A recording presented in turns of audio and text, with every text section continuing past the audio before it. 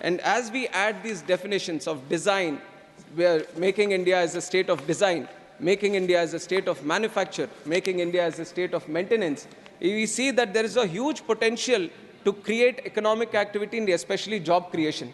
Sir, one number, ICAO, which is International Civil Aviation Organization, and many other international bodies, they've all come out with one figure, the multiplier effect. One job that you want to create or in the civil aviation industry, it leads to ultimately creating 6.7 times the number of jobs. So the kind of effect civil aviation has in job creation or economic activity is very, very huge.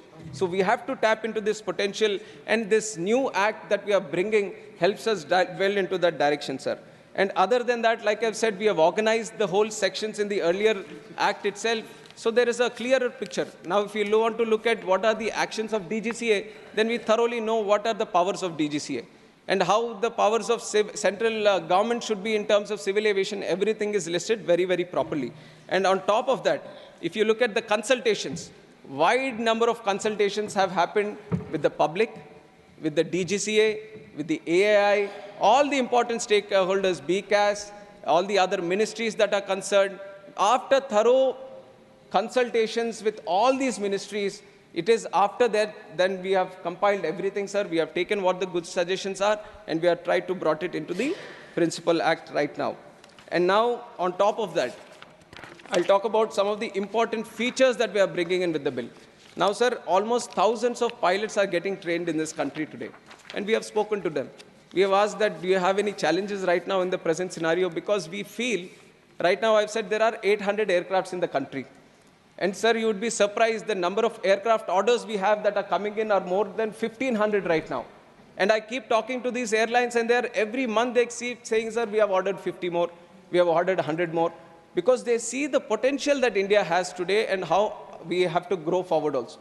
So as we bring in these new planes into the market, we would be needing more pilots also. On some situations, one aircraft would require, with all the FDTL limitations that they have, all the operational requirements they have, they would need up to 20 pilots. So imagine how many pilots our country would be needing as we move forward with all this fleet coming into the country also. And now we thought, let's talk to them. Let us see what their challenges are, how the whole pilot training industry is working today. And one important thing that they've mentioned is that while they go for this CPL, commercial pilot license training and all, one challenge that they face, they have to go through this radiography, the radio telephony certificate, the RTR certificate, which is called technically. This is something which they have to obtain, and flight radio telephony operator license. These are two things that they have to obtain, and for that, they have to go to Department of Telecom. This was how it was designed, because they had the equipment, they had the little know-how and technical expertise. So they had divided this stuff. They said, why don't you get this license from Department of Telecom? Once that comes from there, then the DGCA, which is with the civil aviation, then it thoroughly verifies that. And once we do the cross-verification and the CPL license also, then we grant the pilot the license. But we have seen that when we do this dual thing of going to that department and obtaining a license, and our department doing a certain verification, there was a lot of delay happening. There was a lot of inconvenience for the pilots, and we know sometimes the systems kind of misuse this power when they have the additional authority to come in between on how it can lead to certain other challenges for the pilots also. And now we have a lot of young population who wants to aspire, dream to become a pilot, and we don't want them to see these kind of challenges happening in the system. So what we have thought is, we have so much expertise right now with DGCA, why don't we do the RTR license and certificates within our system itself? So that is the biggest change we have brought in here, where we are not avoiding the DOT right now, and we have the expertise, and we are bringing everything under our wing, under our civil aviation, under our DGCA, and we are letting the pilots not go through the inconvenient process of going through two different departments for obtaining their pilot license. And other than that, sir, we have brought in the appeal system. Like I've said, we have amended the Act 21 times. And while we have done that, sometimes we have missed putting whatever rules. Sir, civil aviation, the international civil aviation organizations keep recommending us so many things time and again, because it has an international view to this. Sky is not limited to one country. We travel from one country to the other country.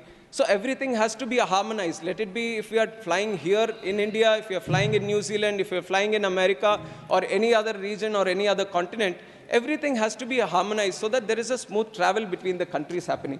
So as and when anything happens anywhere in the world, this ICAO picks it up and it kind of recommends to all countries that why don't you have a uniform harmonization among the laws in this thing. So it keeps doing it all the time. It meets every year, multiple times on multiple subjects. And once they reach a consensus in Montreal, where the headquarters is there, and it keeps sending the recommendations to all the countries. And as we keep doing it, and it is important for us also to follow the ICAO recommendations. And whenever we keep doing it, not many a times we can bring everything, all the changes to the parliament and say, let us amend the Principal Act itself. So many times what we do, the rules which are framed under the Principal Act, we try to keep changing them. And now constantly after doing that time and again, the ICAO also observed that there is no principal legislation backing to the rules that we have today. So it is very, very important for us to have the principal rules, the backing in the principal legislation itself, so that whenever we make the rules, then when we can say where is the legal sanctity, we can point it out specifically in the act itself. So that process we have adhered to this time. So whatever rules we are making, we thoroughly understand that the rules are originating from so-and-so clause or so-and-so section in the Principal Act itself. And some problems that we have faced earlier was, there was no appeal system also. Whenever the civil aviation, the central government or one of our bodies does any of these administrative orders or actions that are taken by the department itself, it doesn't have the principal backing. We are doing it by rules, which is not legally correct also. So right now we have put an appeal system which follows the principle of natural justice in the act itself. So that is a strong legal backing that we are giving. And now anyone who faces any administrative order or any other financial economic order that comes from the ministry itself, he can go through the process of appealing. Why did it come against me? So the principle of natural justice is being followed here, sir. And on top of that, there are some other provisions also in the appeal system. And also there was, when we are trying to have any problem with the pilot or the license, earlier the system was only you can cancel the license.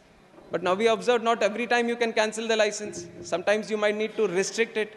Sometimes you might want to cancel it. So these kind of systems, what we observed, small flaws that were existing in the industry, we tried to pick them up and include it in the act itself. And these are some of the changes that we brought in. And I'm willing to listen to, I'll talk about the other issues once I get all the suggestions and comments from the honorable members, sir. And I'm willing to answer to each and every clarification that I need to give from this. But I request this support and also the cooperation of all the members here. This is a very important legislation that we are doing, because we realize that civil aviation, which is the third biggest domestic sector in the whole world. Sir, considering the population, US maybe it's around 35 crores today, and it is the #1 domestic market. And look at our population. And we want more people to travel through air here, which is becoming a reality also under the leadership of Narendra Modi ji. He has brought in the Udan scheme. And everyone should know about this Udan scheme. You would all wonder that we have created. See, creating airports is one challenge. You can spend the capex and you can create an airport. But today with the private airlines, for them to run those routes, it's another bigger challenge. But our Prime Minister, he is a man with a vision and it's a man on a mission, sir. And he has launched in 2017 the Udan scheme. Ude Desh Ka Aam Nagrik, which was very, very specific to connect these underserved and unserved airports of the country. He didn't want them to lie vacant or lie dormant. He thought of a brilliant scheme where we were giving a small VGF funding, and we called in the airlines. We said, these are the real India that we want to connect. And wherever these airports were there, the new airports which were built in many of the unconnected areas, which were unconnected through air travel, where we have built them, we have said, through Udan, why don't you start the routes? And today, a staggering number of 602 routes have been started by Udan, which is a record in itself, sir, in the last 7 years. And we want to push it more also. We want to create more airports, and we want to use the Udan also, so even more. And I can proudly say today, I was a member of parliament for the last 10 years. And initially, as I started as a member, sir, the most important request I would get from my constituents was that how do I get a new railway stop? I believe it is there today also. But I see as a minister today, in 5 months, I'm getting requests from across the table, across the house, both in Lok Sabha and Rajya Sabha. People are coming that I want more air connectivity. Why don't you connect me from point A to point B? Why don't I get an airport? These are remote places, sir, where people would have not even dreamt of having an airport. But today, our India, my India, has become so aspirational that even the remotest past, they are saying that I'm not going to strive for anything less. I think he has also a request there, sir, our honorable member. They are all requesting that why don't I have an airport in my own district itself? I feel proud of that. That today... Please, Mr. John Britas, nothing Sir, is going on record, that. please. You speak. Mr. Sir, John Britas, I'll answer that please, when I get the don't get him in. No, please. Please, you speak. Sir, I am willing to answer all those questions. So I'm saying today, the India Nothing has is become going so on record. aspirational that everyone is dreaming and aspiring to have their own airport, and we want to cater to those dreams. We want to build those airports because we feel if we can't do it today, it will become a challenge tomorrow. Tomorrow, the land is going to be a scarcity. Everyone wants to have land, and nobody is parting away with their land also. And tomorrow, it might get even more difficult. For one airport to build, if we want to cater for big, wider aircrafts, we need at least 1,000 acres, sir. And now, today, if we don't start, that is why it is very important to build this infrastructure now. And our Honorable Prime Minister has taken it at the right time, and we have made consistent progress. But we believe that there is a lot more to achieve for us in civil aviation. And with the help of this act, we are going to move into that direction, and we collectively will achieve what I'm saying today, that we will be the #1 domestic civil aviation market in the whole world, and that we are going to achieve. With these comments, I would like to open the bill for discussion. Thank you.